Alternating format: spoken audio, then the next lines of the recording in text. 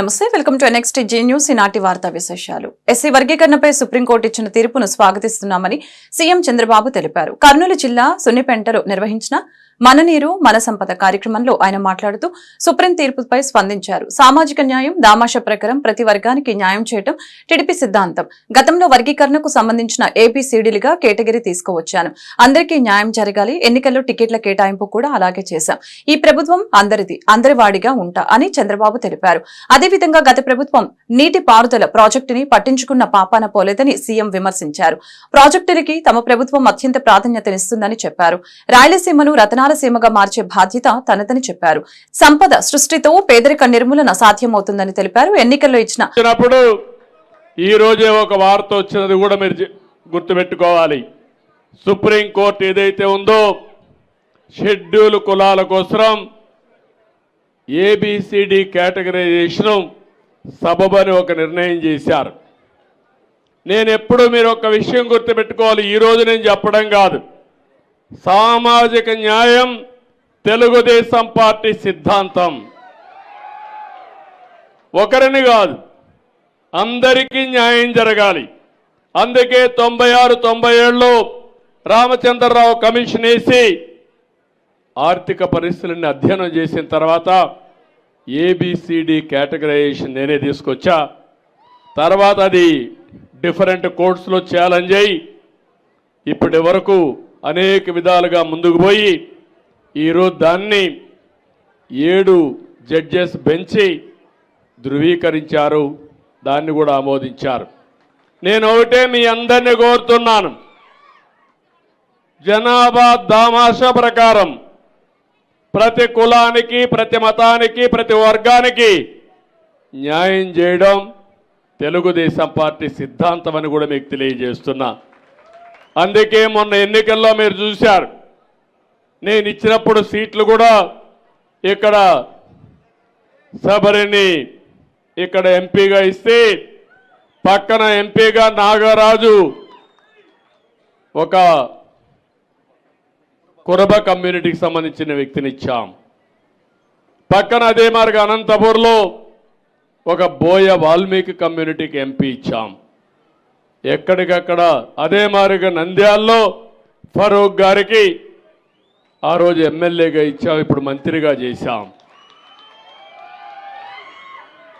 సామాజిక న్యాయం ఇంకో పక్క కర్నూలులోనే టీజీ భరత్ని ఒక వైశ్య కులాన్ని నుంచి ఎమ్మెల్యేగా ఇచ్చి ఇప్పుడు ఎంపీ మంత్రి చేశాం. సామాజిక న్యాయం జరగాలి, అన్ని వర్గాలకు న్యాయం జరగాలి. ఈ ప్రభుత్వం అందరిది, నేను మీ అందరి వాడిగా ఉంటాను, శాశ్వతంగా అదే చేస్తాను. ఎక్కడ పేదవాడుంటే అక్కడ ఉంటాను. ముఖ్యమంత్రి నారా చంద్రబాబు నాయుడు ఎన్టీఆర్ భరోసా పెన్షన్ల పంపిణీ కార్యక్రమాన్ని ప్రతిష్టాత్మకంగా తీసుకుని 1వ తేదీని అమలు చేస్తున్నారని గుంటూరు పశ్చిమ ఎమ్మెల్యే గల్లా మాధవి తెలిపారు. ఎన్నికల్లో ఇచ్చిన హామీ మేరకు లబ్ధిదారులకి ఇంటి వద్దనే పెన్షన్ అందించి అవ్వాతాతల కళ్లల్లో ఆనందం చూస్తున్నామని అన్నారు. గుంటూరు పశ్చిమ నియోజకవర్గ పరిధిలో గురువారం ఉదయం 6 గంటల నుంచి ఎన్టీఆర్ సామాజిక భరోసా పింఛన్ల పంపిణీ కార్యక్రమం ప్రారంభమైంది. లబ్ధిదారుల ఇంటి వద్దనే స్థానిక ఎమ్మెల్యే గల్లా మాధవి అధికారులతో కలిసి పింఛన్లు పంపిణీ చేశారు. ఈ సందర్భంగా ఎమ్మెల్యే మాట్లాడుతూ లబ్ధిదారులందరికీ సాయంత్రం లోపు పింఛన్లు అందిస్తామని వివరించారు. కేంద్ర ప్రభుత్వం వారికి మన రాష్ట్రానికి అలొకేట్ చేసిన బడ్జెట్కి నిజంగా కృతజ్ఞతలు. 15,000 కోట్ల రూపాయలు ఈరోజు అమరావతికి వాళ్ళు శాంక్షన్ చేయడం జరిగింది. అలాగే పోలవరం కోసం దాని పనికి కావాల్సిన నిధులను కూడా అత్యంత త్వరలో వాళ్ళు ప్రకటించబోతూ ఉన్నారు. ఏపీ అంటే ఆంధ్రప్రదేశ్ అంటే, ఏ అంటే అమరావతి, పి అంటే పోలవరంగా మనం ఇప్పుడు దాకా రాష్ట్ర ప్రజల గౌరవంగా ఉన్నాము. మరి గడిచిన 5 ఏళ్లలో దాన్ని సర్వనాశనం చేసిన పరిస్థితి మనం చూసాం. రాష్ట్రం అంతటా పూర్తిగా దిగజారిపోయిన పరిస్థితుల్లో మనం ఈరోజు కూటమిగా ఏర్పడి ఒక కేంద్రం నుంచి పెద్దన్న పొజిషన్ని మనం అక్కడి నుంచి కోరుకోవడం జరిగింది. వారు హామీ ఇచ్చిన ప్రకారమే పెద్దన్న పాత్రల ఇమిడిపోయి ఈరోజు రాష్ట్రానికి వారు అందించిన ఈ ప్రకటన, చేయూత నిజంగా అభినందనీయం.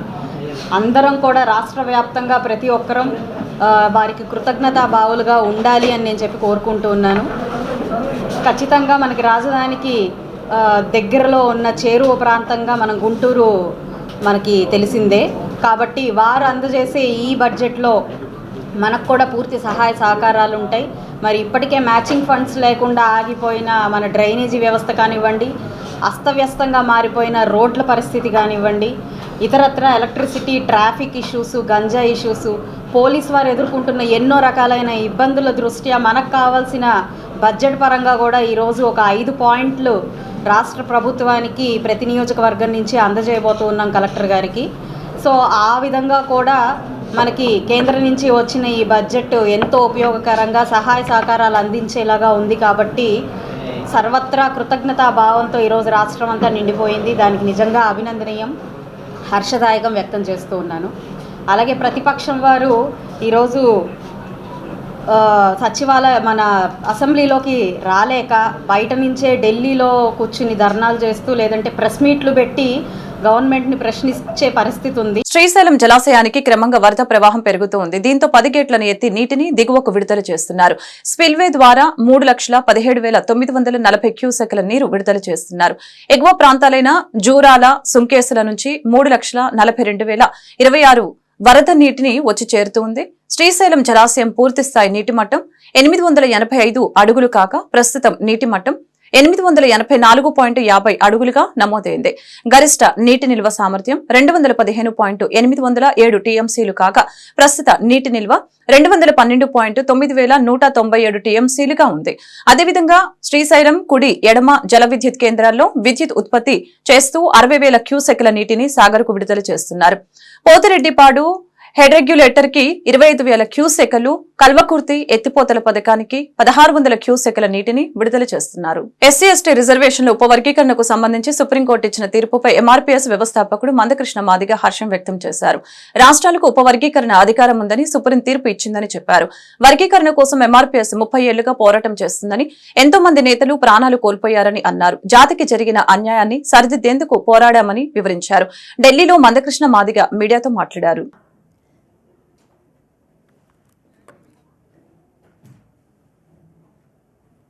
ఎస్సీ రిజర్వేషన్ల వర్గీకరణపై సుప్రీంకోర్టు చీఫ్ జస్టిస్ గారి ఆధ్వర్యంలో 7 జడ్జీలతో కూడిన రాజ్యాంగ ధర్మాసనం మెజారిటీ తీర్పు 6 జడ్జీల తీర్పు ప్రకారంగా ఎస్సీ రిజర్వేషన్ల వర్గీకరణ చేసుకునే అధికారం రాష్ట్రాలకు ఉన్నది. గతంలో రాష్ట్రాలకు లేదనే తీర్పును మేము వ్యతిరేకిస్తున్నామని చెప్పి న్యాయం వైపు తీర్పు చెప్పడం జరిగింది. న్యాయం కోసం చేసిన పోరాటం, ధర్మం కోసం చేసిన పోరాటం ఇవాళ విజయం సాధించింది. ఆనాడు చెప్పాం 30 ఏళ్ల తపనతో కూడిన పోరాటం జరిగింది. ఒక జాతికి జరిగిన అన్యాయాన్ని సరిదిద్దడం కోసం జరిగిన పోరాటంలో, జాతిని గెలిపించుకోవడం కోసం జరిగిన పోరాటంలో ఎంతో మంది ఎంఆర్పీఎస్ నేతలు తమ ప్రాణాలను కోల్పోయారు. వారికి ఈనాటి విజయాన్ని అంకితమిస్తున్నారు. అర్హులందరికీ సామాజిక భద్రత పెన్షన్లు అందిస్తామని గుంటూరు తూర్పు ఎమ్మెల్యే మహమ్మద్ నజీర్ అహ్మద్ స్పష్టం చేశారు. గత వైసీపీ ప్రభుత్వం పెన్షన్ల లబ్దిదారుల ఎంపికలో అనేక అక్రమాలకి పాల్పడిందని ఆరోపించారు. ఎన్నికల హామీ మేరకు ఇంటి వద్దనే లబ్దిదారులకి పెన్షన్ అందిస్తున్నామని అన్నారు. గురువారం గుంటూరు తూర్పు ఎమ్మెల్యే నజీర్ అహ్మద్ రామిరెడ్డి తోటలో పలువురు లబ్దిదారులకి పెన్షన్లు అందజేశారు. అలాగే స్థానికంగా నెలకొన్న సమస్యల గురించి ప్రజల్ని అడిగి తెలుసుకున్నారు. ఆయా సమస్యల్ని తక్షణమే పరిష్కరించాలని కార్పొరేషన్ అధికారుల్ని ఆదేశించారు. ఈ మేరకు ఆయన మీడియాతో మాట్లాడారు. మాజీ వైద్య ఆరోగ్య శాఖ మంత్రి విడతల రజని ఆరోగ్యశ్రీపై చేసిన ఆరోపణల్ని ఖండించారు. ఆయుష్మాన్ భారత్ పథకాన్ని కేంద్ర ప్రభుత్వం దేశవ్యాప్తంగా ప్రతిష్టాత్మకంగా అమలు చేస్తుందని తెలిపారు. ఆరోగ్యశ్రీ పథకాన్ని కూడా పక్కాగా అమలు చేస్తున్నామని వివరించారు. ఈ కార్యక్రమంలో స్థానిక డివిజన్ టీడీపీ అధ్యక్షులు వెంకటేశ్వర, వృద్ధులకు, వితంతులకు ఈరోజు సామాజిక భద్రత పెన్షన్లు పంపిణీ చేసేటువంటి కార్యక్రమాన్ని ఎన్డీఏ కూటమి ప్రభుత్వం ప్రారంభించడం జరిగింది. ఈరోజు పేదల ముఖాల్లో ఒక సంతోషాన్ని, పండగ వాతావరణాన్ని చూస్తూ ఉన్నాం. ఎందుకంటే గత ప్రభుత్వంలో జగన్మోహన్ రెడ్డి గారు ముఖ్యమంత్రిగా ఉన్నప్పుడు పేదలకు 3,000 రూపాయలు పెన్షన్ అందిస్తానని చెప్పి తన మేనిఫెస్టోని బైబిల్ అంటూ, ఖురాన్ అంటూ, భగవద్గీత అంటూ మాటలు చెప్పినటువంటి జగన్మోహన్ రెడ్డి గారు 3,000 పెన్షన్ చేయడానికి దాదాపు 5 సంవత్సరాలు పట్టింది. చెప్పినటువంటి మాట ప్రకారం చంద్రబాబు నాయుడు గారి నాయకత్వంలో ఈరోజు రాష్ట్రంలో ఉన్నటువంటి 65 లక్షల మంది సామాజిక పెన్షన్ హోల్డర్లందరికీ కూడా 4,000 రూపాయల పెన్షన్ అందించడం జరుగుతూ ఉంది. గతంలో అనేక సాకులు చెప్తూ నిబంధనల పేరుతో అర్హులైనటువంటి వాళ్ళందరూ కూడా పెన్షన్లు తీసేసేటువంటి పరిస్థితులు మనందరం కూడా చూసాం. కానీ రాబోయేటువంటి 2-3 నెలల కాలంలో ఎవరైతే అర్హత కలిగి పేదవారు, ముఖ్యంగా వికలాంగులు, వితంతువులు, వృద్ధులు వాళ్ళందరూ కూడా సామాజిక భద్రత పెన్షన్లను అందించేటువంటి కార్యక్రమాన్ని ఈ ప్రభుత్వం తీసుకొని ముందుకు సాగుతా ఉంది. రాష్ట్రం లోటు బడ్జెట్లో ఉండి అప్పుల బాధలు ఉన్నప్పుడు కూడా పేదలకు ఇచ్చినటువంటి వాగ్దానం మేరకు ఈరోజు ఎంత కష్టమైనప్పుడు కూడా ప్రభుత్వం ముందుకొచ్చి పెద్ద ఎత్తున పెన్షన్లు అందించేటువంటి కార్యక్రమం చేస్తున్నందుకు ప్రజలందరూ కూడా ఆ చంద్రబాబు నాయుడు గారికి అలాగే ఎన్డీఏ కూటమి ప్రభుత్వానికి ప్రత్యేకమైనటువంటి ధన్యవాదాలు తెలుపుతున్నటువంటి పరిస్థితులు ఉన్నాయి. అంతేకాకుండా ఈరోజు ప్రతిపక్ష హోదా లేనటువంటి జగన్మోహన్ రెడ్డి గారి సైన్యం మాట్లాడుతూ ఉంటే చాలా హాస్యాస్పదంగా ఉంది. ఎందుకంటే ఓట్ ఆన్ అకౌంట్ బడ్జెట్ పెట్టి ఈరోజు పేదలకు రావాల్సినటువంటి సంక్షేమ కార్యక్రమాలు చెప్పినటువంటి కార్యక్రమాల్ని ఒక్కొక్కటి చేసుకుంటూ ముందుకు సాగుతూ ఉంటే వాళ్ళు ఈరోజు ఓర్చుకోలేనటువంటి జగన్మోహన్ రెడ్డి సైన్యం ఈరోజు కొంటి సాకులు మాట్లాడుతూ ఇష్టం వచ్చినట్టు మాట్లాడుతూ ఉన్నారు. ఆయుష్మాన్ భారత్ అనేది ఒక సెంట్రల్ ప్రాజెక్టు. దానికి సంబంధించి ఆయుష్మాన్ భారత్ 5 లక్షల వరకు ఎవరైతే పేదలకు ఉచిత వైద్యం అందాల్సినటువంటి పరిస్థితి ఉందో అటువంటి వారికి అందించేటువంటి కార్యక్రమం. ఆరోగ్యశ్రీ స్కీమ్ ఏదైతే ఉందో దాంట్లో కొన్ని స్పెసిఫిక్. మదనపల్లి అగ్ని ప్రమాదం కేసును పక్కదారి పట్టించారని వైఎస్ఆర్సీపీ నేత మాజీ ఎమ్మెల్యే గడికోట శ్రీకాంత్ రెడ్డి మండిపడ్డారు. మాజీ మంత్రి పెద్దిరెడ్డి రామచంద్రారెడ్డిని టార్గెట్ చేసుకుని విచారణ జరుగుతుందని అన్నారు. గురువారం ఆయన మీడియాతో మాట్లాడారు. అక్కడ ఉన్న రికార్డులు కలెక్టర్ ఆఫీసులో కూడా ఉంటాయి. ప్రమాద సమయంలో టీడీపీకి చెందిన వ్యక్తి అక్కడే ఉన్నాడు అని శ్రీకాంత్ రెడ్డి చెప్పారు. 2 నెలలు గడిచినా మేనిఫెస్టో అమలు చేయడం లేదు. తల్లికి వందనం అడ్రస్ లేదు. 18 సంవత్సరాలు నిండిన మహిళలకి 1500 ఇచ్చేదెప్పుడు? ఏ పథకాల్ని అమలు చేయకుండా డైవర్షన్ పాలిటిక్స్ చేయడం సరికాదు. గత వైఎస్ఆర్సీపీ ప్రభుత్వంపై బురద చల్లటమే పనిగా పెట్టుకోవద్దు.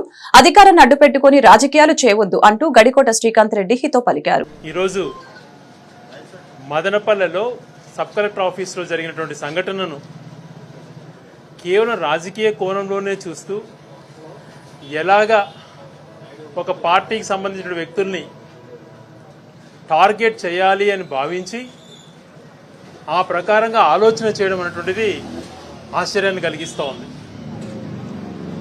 ఈరోజు సబ్ కలెక్టర్లో జరిగినటువంటి సంఘటన పైన వాస్తవాలు బయటికి రావాలని చెప్పి అందరూ కోరుకుంటారు. ఏ రాజకీయ పార్టీలో ఉన్నా ఎక్కడున్నా కూడా అటువంటి సంఘటన జరగడం దురదృష్టకరం. దాన్ని ప్రాపర్గా ఎంక్వైరీ చేసి వాస్తవం ఇది జరిగింది అని చెప్పి చేయాల్సిన బాధ్యత ప్రభుత్వం పైన ఉంటుంది. అలా జరగకుండా అది ఏదో పెద్ద ఇదైపోయినట్లు, డీజీపీని హెలికాప్టర్లో అక్కడికి వచ్చినట్టు, తర్వాత రోజువారీగా పత్రికలలో రాయటం, దుష్ప్రచారం చేయటం, ఒక పెద్దిరెడ్డి గారిని టార్గెట్ చేసినట్టుగా కనిపిస్తుండడం అన్నీ చూస్తే నిజంగా కొంచెం ఒక రకంగా ఇది సరైనటువంటి పరిణామం కాదు అని చెప్పి అనిపిస్తూ ఉంటుంది. నిజంగా తప్పు జరిగింది. అక్కడ ఆ రికార్డ్స్ ఏదైతే అక్కడ దగ్ధమయ్యాయో ఆ రికార్డ్స్ తహసీల్దార్ ఆఫీసులో ఉన్నాయా లేదా అని చెప్పే విషయం చెప్పాలి. కలెక్టర్ ఆఫీస్లో ఆ రికార్డ్స్ ఉన్నాయా, కేవలం ఆడియో ఆఫీస్లోనే పరిమితమైనాయా అన్న విషయం బయటకు చెప్పాలి. అలాగే ఆ రికార్డ్ సీసీఎల్ ఆఫీస్లో ఉన్నాయా లేదా అన్న విషయాన్ని చెప్పాలి. నాకు తెలిసినంత వరకు ఒక సబ్ కలెక్టర్ ఆఫీస్లో కానీ ఆర్డీఓ కార్యాలయాల్లో కానీ ఏది కూడా డైరెక్ట్గా నిర్ణయం తీసుకునే దానికి ఉండదు. తహసీల్దార్ ఆఫీసులో కొన్ని నిర్ణయాలు తీసుకోవచ్చేమో కానీ ఆర్డీఓ ఆఫీసు కేవలం తహసీల్దార్ ఆఫీసులో ఏదైనా కానీ ప్రాసెస్ అయినప్పుడు ఆ ప్రాసెస్ రికార్డ్స్ ఆర్డీఓ ఆఫీస్కి వస్తాయి. ఆర్డీఓ ఆఫీస్ నుంచి కలెక్టర్కి వెళ్తాయి. అలాంటివి జరుగుతూ ఉంటుంది. మరి అక్కడ జరిగినటువంటి సంఘటనలో ఆ ఉద్యోగి ఎందుకున్నాడు, ఎవరైతే గౌతమ్ తేజ్ అనే వ్యక్తి, చాలామంది అతను ఆ ఉద్యోగి తెలుగుదేశం పార్టీ సానుభూతిపరుడు అని కూడా చెప్తూ ఉంటారు. మరి అంత మాత్రాన ఈరోజు చంద్రబాబు నాయుడు గారికి దానికి సంబంధం ఉందని చెప్పి మేము కూడా మాట్లాడిండొచ్చు. కానీ అలా మాట్లాడడంలే. మాకు కూడా అనుమానాలు కలుగుతున్నాయి. ఇన్ని రోజులు ఎందుకు ట్రాక్ చేస్తున్నారు, వాస్తవాలు ఎందుకు బయట చెప్పట్లేదు అని చెప్పి. కేవలం పుంకలుగా రోజు ఒక ఆర్టికల్స్ రాయడం, పెద్దిరెడ్డి రామచంద్రారెడ్డి గారు మిథున్ రెడ్డి అనటం, స్థానిక నాయకులు ఏదో చేశారు, వైసీపీ వాళ్ళు చేశారు అని చెప్పి మాట్లాడుతుండడం చూసి మేము కూడా ఈరోజు మాట్లాడాల్సి వస్తాం. గుంటూరు పశ్చిమ ఎమ్మెల్యే గల్లా మాధవి తన తొలి వేతనాన్ని సేవా కార్యక్రమాలకు కేటాయించి గొప్ప ఉదారత చాటుకున్నారు. 1,75,000 రూపాయల్ని పలు సేవా కార్యక్రమాలకు కేటాయించిన వివరాలను వెల్లడించారు. మాజీ మంత్రి విడుదల రజని కొత్తగా నిద్రలేచి రాష్ట్ర ప్రభుత్వంపై విమర్శలు చేయడం విడ్డూరంగా ఉందని తెలిపారు. వైసీపీ పాలనలో గ్రామ పంచాయతీల్లో బ్లీచింగ్ పౌడర్, ప్రభుత్వ ఆసుపత్రిలో పారాసెటమాల్ టాబ్లెట్లు లేవని ఎద్దేవా చేశారు. పాలన బాగుంటే 11 సీట్లకే వైసీపీ ఎందుకు పరిమితమైందో రజని చెప్పాలని నిలదీశారు. గురువారం గుంటూరు పశ్చిమ టీడీపీ కార్యాలయంలో ఏర్పాటు చేసిన మీడియా సమావేశంలో గల్లా మాధవి మాట్లాడుతూ ఆగస్టు 15వ తేదీలోపు అన్నా క్యాంటీన్లు ప్రజలకు అందుబాటులో ఉంటాయని చెప్పారు. ఏపీకి ప్రత్యేక నిధులు కేటాయించిన కేంద్ర ప్రభుత్వానికి కృతజ్ఞతలు తెలిపారు. అసెంబ్లీ సమావేశాలకు హాజరు కాని వైసీపీ ప్రెస్ మీట్లు పెట్టి ప్రభుత్వంపై విమర్శలు చేయడం హాస్యాస్పదంగా ఉందని తెలిపారు. గుంటూరు పశ్చిమ నియోజకవర్గ అభివృద్ధికి 2,000 కోట్ల రూపాయలు కావాలని ప్రభుత్వాన్ని విన్నవించామని తెలిపారు. గుంటూరు కార్పొరేషన్ నిధుల్ని దారి మళ్లించారని విమర్శించారు. ప్రజల్లాగే తాము కూడా కార్పొరేషన్ బాధితులమని అన్నారు. వేతనాన్ని నేను అందుకున్నాను. ఈ ఫస్ట్ శాలరీ నేను ముఖ్యంగా ముందుగా ఒక 20,000 రూపాయలు దేవుడికి హుండీలో వేయాలనుకుంటున్నాను. ఆ తిరుమల తిరుపతి దేవస్థానానికి ఒక 20,000 రూపాయలు అందించాలనుకుంటున్నాను. అదేవిధంగా నాకు ఈ జన్మనిచ్చిన నా తల్లిదండ్రుల పేరు మీదుగా ఒక 25,000 రూపాయలు అక్షయ పాత్ర వారికి అన్నా క్యాంటీన్లకి భోజనాన్ని సరఫరా చేయబోతున్న అక్షయ పాత్ర వారికి ఒక 25,000 ప్రకటిస్తున్నాను. అదేవిధంగా నాకు పునర్జన్మనిచ్చిన అంటే ప్రజాసేవ కోసం పునర్జన్మనిచ్చిన చంద్రబాబు నాయుడు గారికి, నన్ను నమ్మిన లోకేష్ అన్నగారికి, అలాగే నన్ను ఆశీర్వదించిన పవన్ కళ్యాణ్ గారికి వారి పేర్ల మీదుగా రానున్నది చలికాలం కాబట్టి ఒక 10,000 రూపాయలుకి గాను ఒక 50 బ్లాంకెట్స్ని లబ్ధిదారులకి అవసరమైన వారికి అందజేద్దామని అనుకుంటున్నాను. అలాగే ఇక మన ఈ కాన్స్టిట్యుయెన్సీ పరిధిలో సచివాలయానికి 10 మొక్కలు చొప్పున 10,000 రూపాయలకి విలువైన మొక్కలని అందజేయాలి అని అనుకుంటున్నాను. అలాగే 1,00,000 రూపాయలు అంటే అందులో 50,000 రూపాయలు పేద కార్యకర్తలకు ఇప్పటిదాకా ఈ 5 ఏళ్లుగా ఎన్నో ఒడిదుడుకులను ఎదుర్కొన్న పేద కార్యకర్తలకు అందరికీ కాకపోయినా నా వంతుగా ఈ ఒక్క నెల ఫస్ట్ జీతంగా ఇప్పటికే గుర్తించిన ఒక 10 మందికి, అందులో 5 టీడీపీ వారికి, ఒక 3 జనసేన వారికి, అలాగే 2 బీజేపీ వారికి మొత్తంగా ఒక 10 మంది కార్యకర్తలకి 5,000 రూపాయల చొప్పున అందించాలి అని అనుకున్నాను. అలాగే ఇంకొక 50,000 రూపాయలు నియోజకవర్గ స్థాయి ప్రజల్లో ఈరోజు నేను వార్డు పర్యటనలో కానివ్వండి, లేదంటే నా ఆఫీస్ దాకా వచ్చిన వాళ్ళు ఎంతోమంది ఒక 2,000 రూపాయల సాయం కూడా అందకుండా ఎంతో ఇబ్బందికరంగా బ్రతుకుతున్న పరిస్థితులు కనపడుతున్నాయి. ఫీజుల రూపంలో కానివ్వండి, నీడలేని పరిస్థితుల్లో కానివ్వండి ఎంతోమంది ఉన్నారు. అలాంటి వారిని ఒక 5గురిని గుర్తించి ఇప్పటికే వారి పేర్లను మేము నమోదు చేసుకున్నాము. ఆ 5గురికి మనిషికి 10,000 చొప్పున 50,000 రూపాయలు అందించాలనుకున్నాను. అంటే పూర్తిగా 1,75,000 ఈరోజు ప్రజలకి, కార్యకర్తలకి, ఆ భగవంతుడికి, నన్ను కన్నా తల్లిదండ్రులకి, అలాగే నాకు ఆశీర్వాదం ఇచ్చి నన్ను ఈరోజు ఇలా సేవా కార్యక్రమంలో నిలబెట్టిన పార్టీ అధినేతల పేర్ల మీదుగా ఈ డబ్బు మొత్తం కూడా ఉపయోగపెట్టాలి అని అనుకుంటున్నాను. దీనికి అందరూ సహాయ సహకారాలు అందించాల్సిందిగా ప్రతి ఒక్కరిని పేరు పేరున కోరుకుంటూ మీడియా వారికి మరొకసారి ప్రత్యేకమైన ధన్యవాదాలు చెప్తూ సెలవు తీసుకుంటున్నాను. ఎస్సీ వర్గీకరణ విషయంలో సుప్రీంకోర్టు ఇచ్చిన తీర్పు భారత రాజ్యాంగాన్ని గెలిపించిందని మాజీ మంత్రి డొక్కా మాణిక్యవర్ ప్రసాద్ వ్యాఖ్యానించారు. సామాజిక న్యాయానికి వైసీపీ వ్యతిరేకమని, అందుకే వర్గీకరణకు మద్దతు తెలపలేదని ఆరోపించారు. ఈ వర్గీకరణ విజయంలో వైసీపీ పాత్ర లేదని స్పష్టం చేశారు. వర్గీకరణ కోసం అంబేద్కర్, గాంధీపై ఒత్తిడి తెచ్చారని గుర్తు చేశారు. గుంటూరు రాజేంద్రనగర్లోని డొక్కా స్వగృహంలో సుప్రీంకోర్టు తీర్పు నేపథ్యంలో సంబరాలు జరిగాయి. ఈ సందర్భంగా భారత రాజ్యాంగ నిర్మాత డాక్టర్ బిఆర్ అంబేద్కర్ చిత్రపటానికి మాణిక్యవర్ ప్రసాద్ పూలమాలలు వేసి ఘనంగా నివాళులర్పించారు. అనంతరం విజయోత్సవ కేకును కట్ చేసి వర్గీకరణ ఉద్యమ నేతలతో ఆనందాన్ని పంచుకున్నారు.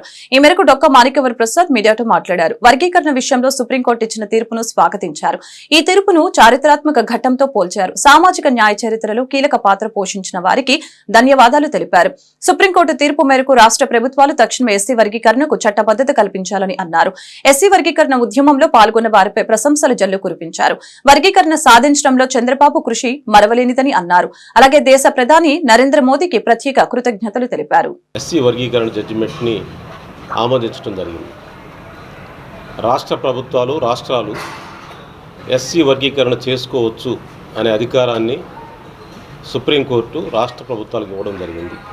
ఇది చాలా చరిత్రాత్మకమైన తీర్పు, సామాజిక న్యాయంలో ఒక ముందడుగు అని చెప్పి ఈ సందర్భంగా ఒక చారిత్రక సన్నివేశం అని చెప్పి సందర్భంగా తెలియజేస్తాం. అదేవిధంగా సుప్రీంకోర్టు తీర్పులో అనేకమైనటువంటి కీలక అంశాలు ఉన్నాయి. ఆ అంశాలన్నీ కూడా అడ్రస్ చేయడం జరుగుతూ ఉంది.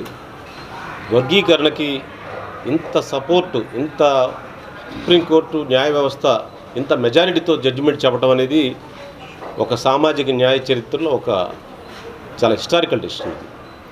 అదే సందర్భంలో ఈ కృషికి, ఈ వర్గీకరణ ఉద్యమంలో కీలక పాత్ర పోషించినటువంటి అందరికీ చరిత్రలో చాలామంది దీనికి నాయకత్వం వహించారు. మొదటగా చెప్పాలంటే చాలామంది పూర్వీకులు ఉన్నారు.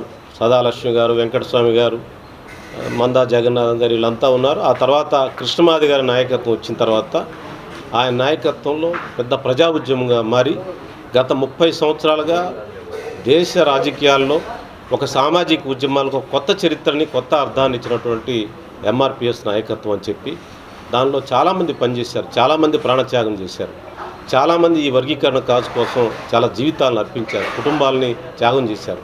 అలాంటి వాళ్ళందరికీ ఈ తీర్పు విజయం దక్కుతుందని చెప్పి తెలియజేస్తున్నాం. దీనిలో మొదటిగా కృష్ణమాది గారికి ఈ తీర్పుని ఆయన కూడా దీనిలో ప్రథమ పాత్ర పోషించాడు. అదే సందర్భంగా ముఖ్యమంత్రి చంద్రబాబు నాయుడు గారు కూడా ఆ రోజు 2000 సంవత్సరంలో కంబైన్డ్ స్టేట్లో ఈ వర్గీకరణని చట్టరూపం తెచ్చి 4 సంవత్సరాలు ఇంప్లిమెంట్ చేయడం జరిగింది. అప్పుడు 2004లో సుప్రీంకోర్టు దీన్ని కొట్టివేయడం జరిగింది. ఇప్పుడు 7గురు ధర్మాసనం, అప్పుడు 5గురు ధర్మాసనం కొట్టివేసింది. ఇప్పుడు 7గురు ధర్మాసనం దీన్ని ఇంప్లిమెంట్ చేయడం జరిగింది, అవకాశం ఇచ్చింది ఇప్పుడు.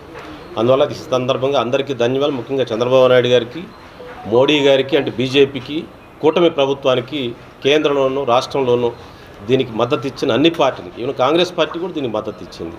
దాదాపు అన్ని పార్టీలు మద్దతు ఇచ్చాయి. దీంట్లో ఒక ఎక్సెప్ట్ వైసీపీ పార్టీ తప్పితే అన్ని పార్టీలు దీనికి మద్దతు ఇచ్చాయి. అన్ని పార్టీలకు కూడా గౌరవంగా అందరూ మాదిగ జాతి తరఫున, సామాజిక న్యాయం తరఫున ధన్యవాదాలు తెలియజేస్తాను. అదే సందర్భంగా దీంట్లో ఈ తీర్పులో ఎవ్వరు గెలిచింది లేదు.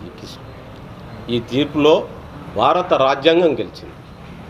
ఈ తీర్పులో భారత రాజ్యాంగంతో పాటు బాబాసాహెబ్ అంబేద్కర్ గెలిచారు. సీఎం చంద్రబాబు శ్రీశైలంలో పర్యటించారు. ఈ సందర్భంగా మల్లన్న ఆలయానికి చేరుకున్నారు. స్వామివారిని దర్శించుకుని ప్రత్యేక పూజలు చేశారు.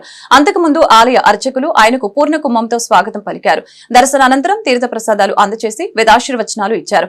ఉదయం సున్నిపెంటకు హెలికాప్టర్లో చేరుకున్న సీఎం చంద్రబాబుకి మంత్రులు Nimmala Ramanaidu, BC Janardhan Reddy, NMG Farooq, Gottipati Ravikumar, Nandyal MP Byreddy Shabari, MLA Budda Rajasekhar Reddy తదితరులు స్వాగతం పలికారు.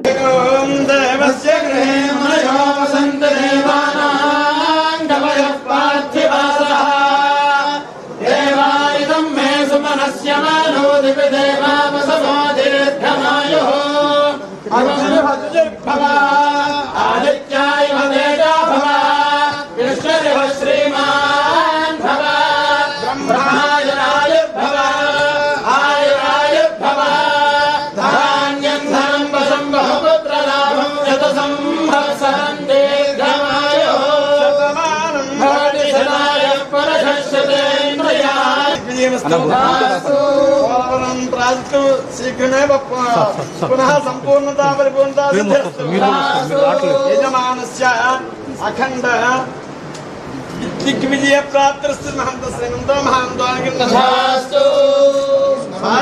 పారిశ్రామికాభివృద్ధిరస్తు మహంత శ్రీమంతో మహాంతానికి రాజద్వారే రాజముఖే సర్వదా సర్వత్ర దిగ్విజయ ప్రాప్తిరస్తు సత్యాసంతో యజమానస్య కామాః. జయ ప్రసాద్